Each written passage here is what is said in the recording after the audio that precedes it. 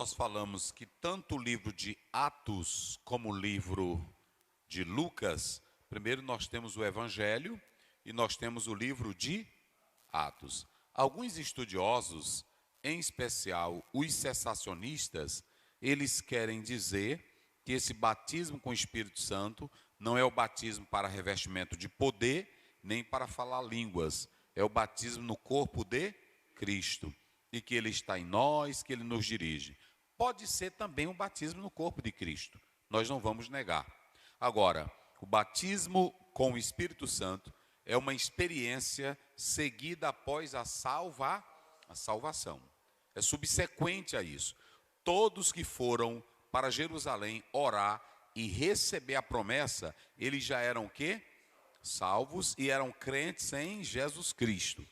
E só foram para lá porque Jesus disse em Lucas 24, 49, ficai na cidade, até que do alto sejais o quê?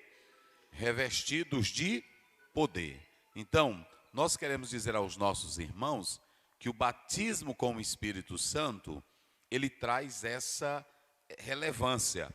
E o pastor, eu pedi para o pastor Luiz colocar, antes de nós atentarmos para o texto, pastor Aziel, qual é o propósito, qual é o objetivo de ser batizado com o Espírito Santo? Há até muitos crentes que também não sabem. Às vezes o pregador diz, venha para cá, venha ser cheio, né? Jesus quer te encher, mas é necessário uma explicação precisa. E eu coloquei aqui cinco pontos principais para você receber o batismo com o Espírito Santo. Qual é o primeiro, pastor Aziel? O primeiro é que você vai ser cheio do poder para o serviço cristão. Mas recebereis poder e sereis minhas testemunhas em Jerusalém, Judeia, Samaria e até os confins da terra. O Espírito Santo é aqui. Tu está filmando, Daniel? Hoje é o Daniel que está aqui comigo. Bota para cá. Vamos começar por aqui. Às vezes, quando eu falo aqui, tem muitos pentecostais que não leem Bíblia, nós vamos falar isso daqui a pouco, não estudam a Bíblia e vivem em busca de movimentos e emoções extras e não quer ficar na palavra. Porque a Bíblia ela é bem clara, o Novo Testamento, o batismo no Espírito Santo, ele tem um propósito de confirmar que nós estamos cheios pelas línguas estranhas, não é isso? E também nos enche para nos dar autoridade para pregar o Evangelho.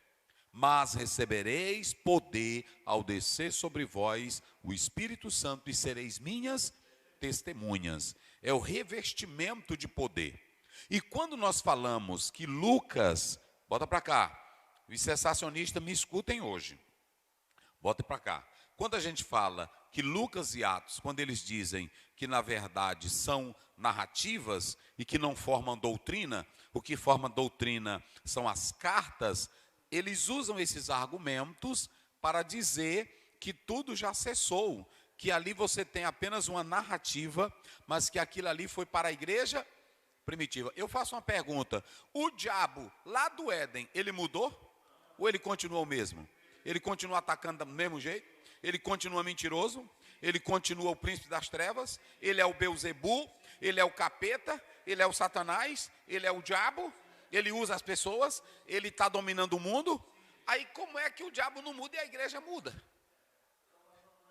Hein? A salvação também não muda. E eu pergunto, o que a igreja lá atrás precisou para vencer e prosseguir, nós precisamos hoje?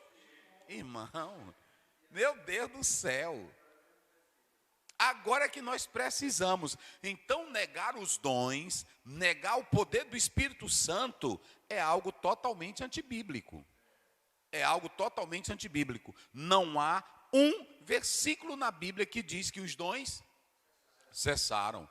Não há uma referência. O que há são suposições de teólogos. E escutem aqui mais uma vez. Os pais da igreja, os teólogos reformados, os teólogos da atualidade, todos são homens. Uns tinham vidas santas, piedosas, mas muitos erravam nas suas interpretações. A Bíblia não diz que a teologia de Calvino é inspirada.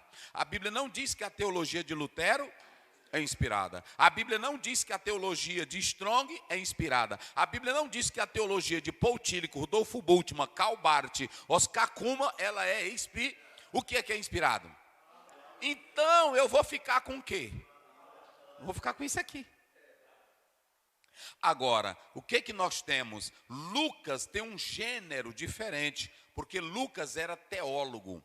Lucas era um historiador, e quando ele pega os dois livros, o Evangelho de Lucas e Atos, o que você tem? Você tem ali uma narrativa que é paradigmática.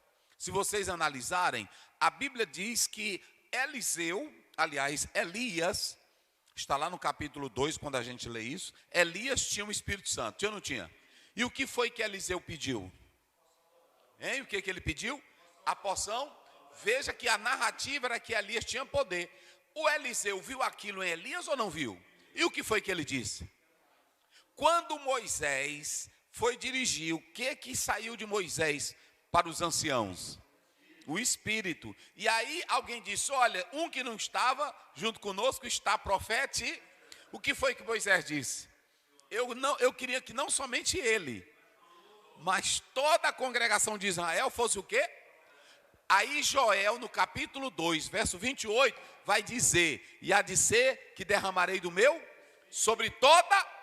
Veja que, irmão, meu Deus do céu, eu fico pensando, como é que tem gente que diz assim, tem partes que na verdade, ela serve para nós, tem partes que não serve. Deixa eu dizer uma coisa para vocês. A Bíblia diz em 2 Timóteo 3,16, toda a escritura é divinamente.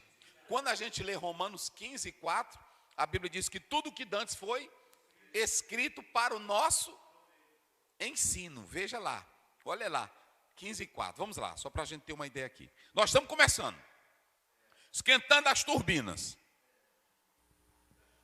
Romanos 15, 4. Porque tudo que dantes foi escrito para tudo que dantes foi escrito. E aí era o Velho Testamento. Ou seja, a Bíblia não é apenas uma narrativa. E tem coisas que está na Bíblia que é exemplo que vai ser repetido. Vai. Para o nosso ensino foi escrito. Para o nosso ensino foi escrito.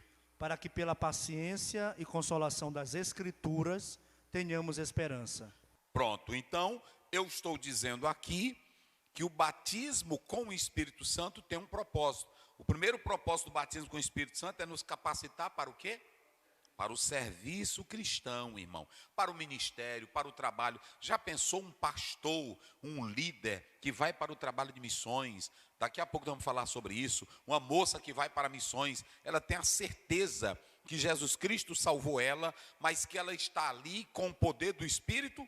Ela é capacitada com os dons espirituais, talvez o de profecia, o de curar, não é assim? O de revelar. Ela tem essa autoridade que vem de quem? Mas tudo isso é para a edificação da igreja e o que mais? Serviço cristão. Aí é que eu falo dos pentecostais. Tu está filmando, Daniel? Bota para cá. Quando algum pentecostal se zanga comigo, é que eu não leio na minha Bíblia um versículo dizendo que o Espírito Santo capacita para pular. Dizendo que o Espírito Santo capacita para gritar. Dizendo que o Espírito Santo capacita para rolar. Se tu se zanga, bota para cá, meu filho. Se tu se zanga com a Bíblia. Porque a Bíblia, ela está dizendo que o Espírito Santo te batiza primeiro para quê? O batismo com o Espírito Santo é para nos capacitar para o serviço. Que coisa linda, gente. É o Espírito Santo me dominando para eu pregar. É o Espírito Santo, pastor Adalberto, me dominando para eu evangelizar. Para eu estender as mãos sobre os enfermos com autoridade e repreender a enfermidade. Em nome de Jesus. Agora, esse movimento que acontece aí, e eu quero dizer aos líderes de convenções, com muito respeito, aos pastores, vamos ver a Bíblia. E o fato de uma pessoa fazer um movimento e acontecer, isso não legaliza que ela seja de Deus. Porque se legalizasse, até o diabo vai fazer movimento, que até os escolhidos vão ser enganados. Tem que ver o propósito. Então, qual é o primeiro propósito? Vamos lá juntos. Qual é o primeiro propósito? Capacitar para para o trabalho, para o ministério.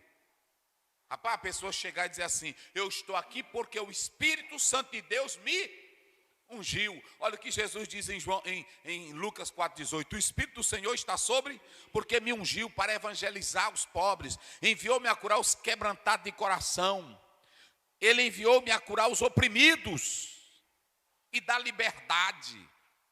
Está aí. Segundo, o batismo com o Espírito Santo, ele nos dá intimidade com Deus. Veja os propósitos. O primeiro capacita para o ministério, e o segundo, ele cria uma intimidade com aquele crente que ora a Deus na sua casa e que tem intimidade com o Espírito Santo. O Espírito Santo lhe enche, lhe batiza, lhe dá revelação. Isso aqui é lindo, gente. Lhe dá renovação, lhe dá poder. Então, o segundo propósito do batismo com o Espírito Santo é que ele nos leva a uma intimidade mais profunda porque lá em 2 Coríntios 2,10, 1 Coríntios 2,10, vê aí. Olha o que acontece, vamos lá. 1 Coríntios 2,10. 1 Coríntios 2,10. Mas Deus nulas revelou pelo seu Espírito. Nula revelou pelo seu Espírito. Porque o Espírito penetra todas as coisas, até as profundezas de Deus. O Espírito penetra todas as coisas. Então, quem me leva a uma intimidade profunda é o Espírito. Então, imagine eu ser mergulhado, eu ser batizado com o Espírito Santo. Agora vem, qual é o primeiro propósito? Serviço. Capacitação. Segundo, intimidade com Deus. Terceiro, diga comigo, testemunho. Agora imagine uma pessoa ir pregar na praça, na rua, na escola, na autoridade do Espírito Santo. Mas recebereis poder e sereis minhas. Olha, para uma pessoa entrar num cabaré, só se tiver autoridade de Deus. Para uma pessoa entrar num local, numa cadeia, só se tiver o Espírito Santo Para uma pessoa entrar no meio da praça, se tiver demônio, se tiver o cão, só se tiver o quê? O Espírito de Deus. Ou seja, o Espírito Santo, ele nos dá poder. Poder para testemunho. Até a mensagem de um pregador inspirado, cheio de Deus, você sente a graça. Você sente a glória de Deus. Então, ele vai nos dar essa capacidade para testemunho. Eita, irmão. E aí a pessoa pode presenciar Deus na nossa vida, quando você testemunha com poder. Em quarto lugar, unidade com a igreja. Aí sim, quem tem o Espírito Santo, é batizado no Espírito Santo, não tem, olha para cá, tu está filmando Daniel, bota para cá. Quem tem intimidade com o Espírito Santo, quem vive na intimidade com o Espírito Santo, não é de briga, não é de concorrência, não é de baderna, não é de loucura, não é de confusão. O batismo no Espírito Santo, ele nos une um com o outro, com a igreja, com o corpo, porque o Espírito Santo é Deus. Então nós somos batizados para viver essa comunhão, essa intimidade com o Espírito Santo de Deus. Ou seja, há uma unidade da igreja. É impossível você, irmã, você, irmão, que diz que é cheio do Espírito Santo, é cheio de poder, é bom de briga, é bom de fofoca, é bom de historinha, é bom de escândalo, é bom de murmuração. É impossível. E eu quero dizer uma coisa, muitos que dizem que estão no movimento pentecostal, estão dentro de baderna, de briga, de grupinhos e de concorrência. Ali o Espírito Santo de Deus não está. Muito cuidado. Muito cuidado. Às vezes você pode começar no Espírito e terminar na carne. A igreja de Corinto começou no Espírito e estava terminando aonde? E veja que ela tinha todos os dons. Tinha todos os dons. Mas aí Paulo disse que eles estavam se reunindo para o pior e não para o melhor. Vamos ver aí 1 Coríntios 1, verso 7. 3 e o 7, vai lá. Eita, coisa boa é a Bíblia. Eu gosto de falar, porque aí a pessoa, irmão, pastor Zé está falando da cabeça dele, não é da Bíblia. Vai. 1 Coríntios, capítulo 1, 13. 1 Coríntios 3, verso 5. 3, 5? 3, 5. E o verso 7. Pois quem é Paulo? Aliás, 1 Coríntios 1, 5, 1:5, verso 7. 1, 5 e 7.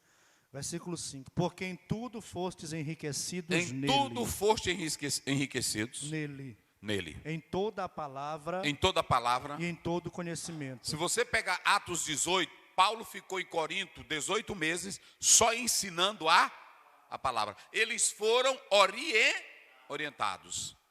Quem foi que discipulou eles lá? Quem pregou? O apóstolo São Paulo. Era para não ter defeito, era para não ter erro. Vamos lá no 7. 7. De maneira que nenhum dom vos falta. De maneira que nenhum dom vos falte. Esperando a manifestação de nosso Senhor Jesus Cristo. Isso. Então, veja que essa igreja ela era abastecida, sim ou não? Ela era uma igreja que tinha uns dons, sim ou não? Ela era uma igreja que foi bem instruída, sim ou não? Mas ela interpretou mal os dons do Espírito. Eles estavam interpretando na visão grega, não levaram a sério o que Paulo ensinou. Aí o verso 3:3, olha o que Paulo vai dizer para eles. 3:3. 3:3. Porque ainda sois carnais. Ou seja, vocês têm os dons, vocês têm a palavra, mas ainda vocês são o quê? Carnais. Por que eles eram carnais? Pois havendo entre vós inveja, Contenda e dissensões. dissensões. Não sois carnais? Não sou. E o que mais? E não andais segundo os homens? Pronto. Ou seja, a igreja, ela não queria os dons para edificar o próximo. Para que eles queriam os dons? Para concorrência.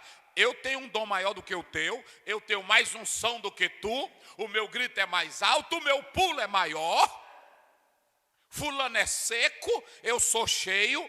Ou seja, era concorrência. E Paulo diz, isso aí mostra que vocês ainda não são espirituais. Então, eu estou falando dos propósitos. Qual é o primeiro? Para lembrar. Quem é batizado com o Espírito Santo é capacitado para o segundo lugar, intimidade com Deus. Terceiro lugar, testemunho. Quarto lugar, unidade. Quinto lugar, vida transforma. Quem é cheio do Espírito Santo de Deus e que tem essa experiência gloriosa, tem que demonstrar que a sua vida é transformada. Não adianta você dizer que é cheio do Espírito Santo e a vida é bagunçada. Então,